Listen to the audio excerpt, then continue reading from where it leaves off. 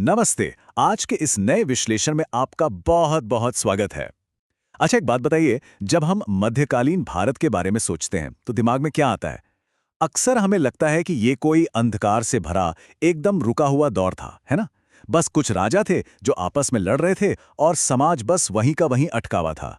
लेकिन क्या हो अगर मैं कहूं कि ये तस्वीर बिल्कुल गलत है? आज की इस चर्चा में हम यही देखने वाले हैं कि 800 से 1200 ईस्वी के बीच के ये 400 साल असल में भारतीय इतिहास के सबसे डायनामिक, व्यापार से भरे और दुनिया से जुड़े हुए युगों में से एक थे। चलिए सीधे मुद्दे पर आते हैं। कई सालों तक कुछ विचारकों और इतिहासकारों ने यह मान लिया था कि भारत का अतीत बस राजाओं के बनने और बिगड़ने का एक उबाऊ सा चक्र था। लेकिन सतीश चंद्रा जैसे शानदार इतिहासकारों की रिसर्च इस पुरानी सोच को पूरी तरह से खारिज करती है। ये दौर केवल तलवारों और लड़ाइयों का नहीं था, बल्कि एक ऐसा समय था जब हमारे समाज, संस्कृति और संस्थाओं में बहुत गहरे बदलाव हो रहे थे। अगर हम पुराने मिथक और आज की वास्तविकता को आमने सामने रखें तो फर्क एकदम साफ दिखता है। हमारा ये विश्लेषण आपको दिखाएगा कि ये 400 साल अलगाव के नहीं थे, बल्कि भारत उस समय एक उभरता हुआ ग्लोबल हब था। व्यापार अपने चरम पर था, शक्तिशाली नौसेनाएं समंदर पर राज कर रही थीं और समाज के अंदर एक बहुत बड़ा स्ट्रक्चरल बदलाव आ रहा था।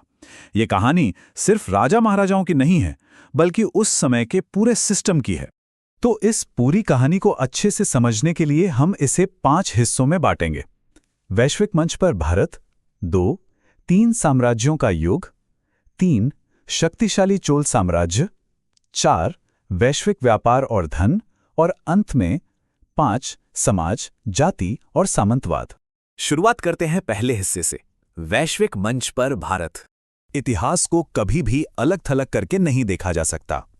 8वीं से 12वीं सदी के बीच जब भारत में नए साम्राज्य बन रहे थे, जरा सोचिए दुनिया में क्या चल रहा था। एक तरफ पश्चिमी यूरोप था जो रोमन साम्राज्य के पतन के बाद सचमुच अंधकार युग या डार्क एजेस से गुजर रहा था। वहां शहर सिकुड़ रहे थे। लेकिन दूसरी तरफ अरब दुनिया और एशिया में एक स्वर्णिम युग चल रहा था।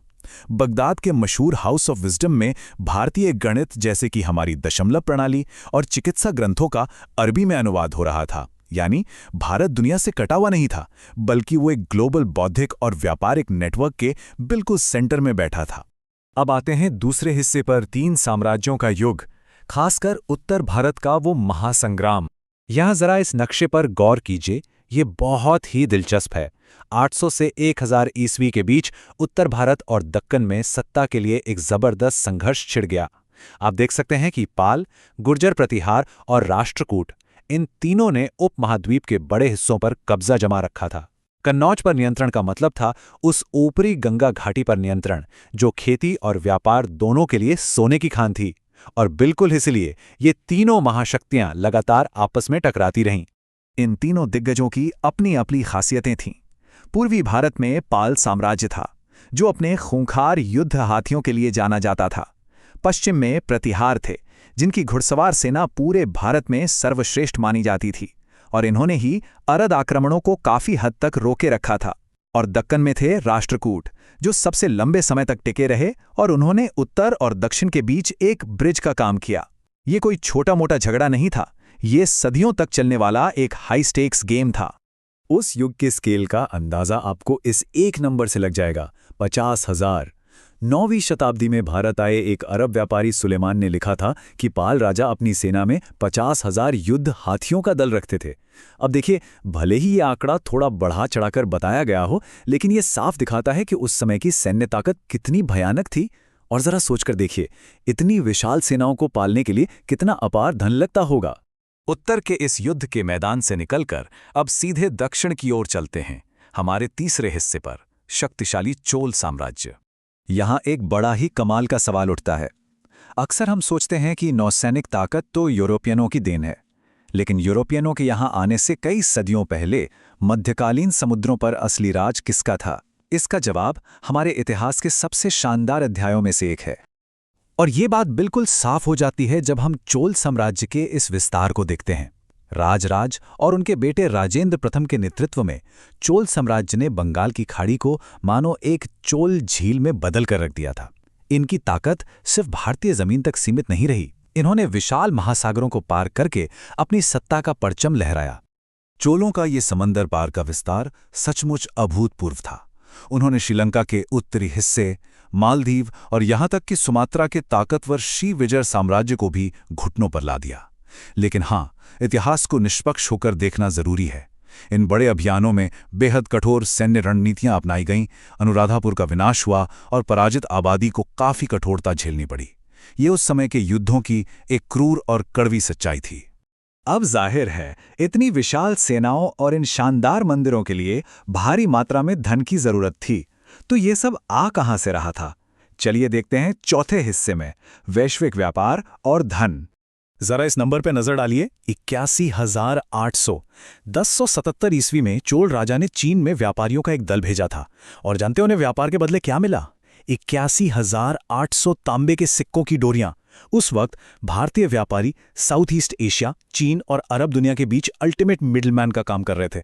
ये ग्लोबल ट्रेड का वो इंजन था जो इन साम्राज्यों को इतना अमीर बना रहा था कि आज हम शायद उसकी कल्पना भी न कर सकें। लेकिन इस सब अपार संपत्ति और बदलती सीमाओं का आम लोगों पर क्या असर हो रहा था? यही हमारा पांचवां और आखिरी हिस्सा है, समाज, जाति और सामंतवाद। सम्राटों और बड़े बड़े ट्रेड रूट से थोड़ा जूम आउट करके अगर हम जमीन पर रहने वाले आम लोगों की बात करें तो चीजें काफी बदल रही थीं। सामंत वर्ग का उभरना एक बहुत बड़ा बदलाव था। हुआ ये कि राजा अब अपने अधिकारियों को कैश में सैलरी देने की बजाय जमीन के टुकड़े देने लगे। इससे सत्ता बंट गई, विकेंद्रीकृत हो गई। और इसका सीधा नुकसान किसे हुआ? आम किसानों को, क्योंकि इन स्थानीय सामंतों के टैक्स का बोझ सीधा उन्हीं की पीठ पर आकर गिरा। तो सबसे जरूरी बात यह है कि इस दौर में जाति व्यवस्था में आपको बदलाव भी दिखेगा और बहुत ज्यादा कठोरता भी। खेती के विस्तार के साथ कुछ समूहों की स्थिति बेहतर हुई, उन्हें राजपूतों जैसा दर्जा मिला। लेकिन वहीं दूसरी तरफ सबसे कड़वी सच्चाई ये थी कि जो लोग मैला ढोते थे या चमड़े का काम करते थे, जिन्हें अंत्यजीय दलित कहा गया, उनकी स्थिति बेहद खराब हो गई। उन्हें गांव के बाहर रहने पर मजबूर किया गया और चलते समय लकड़ी के बोर्ड बजाने का आम मानवीय नियम थोप दिया गया ताकि बाकी लोग दूर रहें। इसके अलावा महिलाओं और समाज के कमजोर वर्गों के लिए हालात काफी सख्त होते जा रहे थे। ऐतिहासिक तथ्य हमें बताते हैं कि महिलाओं को घर की चारदीवारी तक सीमित किया जाने लगा, वैदिक पढ़ाई से उन्हें दूर कर दिया गया और लड़कियों की शादी की उम्र काफी घटा दी गई। और तो और समाज में दास्ता यानी स्लेवरी का भी अस्तित्व था, खासकर जब लोग कर्ज नहीं चुका पाते थे या जब अकाल के समय भूख से बचने के लिए उन्हें खुद को बेचना पड़ता था। मतलब ये पूरी तरह साफ है कि सोने चांदी की उस चमक के पीछे रोजमर्रा के जीवन में कुछ बहुत गहरी और गंभीर चुनौतियां भी मौजूद थीं। तो कुल मिलाकर 800 से 1200 ईस्वी का ये काल किसी भी नजरिए से स्थिर या रुका हुआ तो बिल्कुल नहीं था। ये एक बेहद वाइब्रेंट दौर था, विशाल सेनाओं का, दुनिया भर में फैले व्यापार का और समाज में हो रहे गहरे उथल पुथल का। लेकिन जाते जाते मैं आपको इस एक सवाल के साथ छोड़ना चाहता हूं। एक तरफ भारत के पास व्यापार की अपार दौलत थी, लेकिन दूसरी तरफ वो अंदर से सामंतों और छोटे छोटे राज्यों में बटा हुआ था। क्या इसी विरोधाभास ने 12वीं सदी के अंत में आने वाले नए आक्रमणकारियों के लिए दरवाजे खोल दिए? जरा इस पर सोचिएगा। आज के इस विश्लेषण में हमारे साथ जुड़ने के लिए आपका बहुत बहुत शुक्रिया।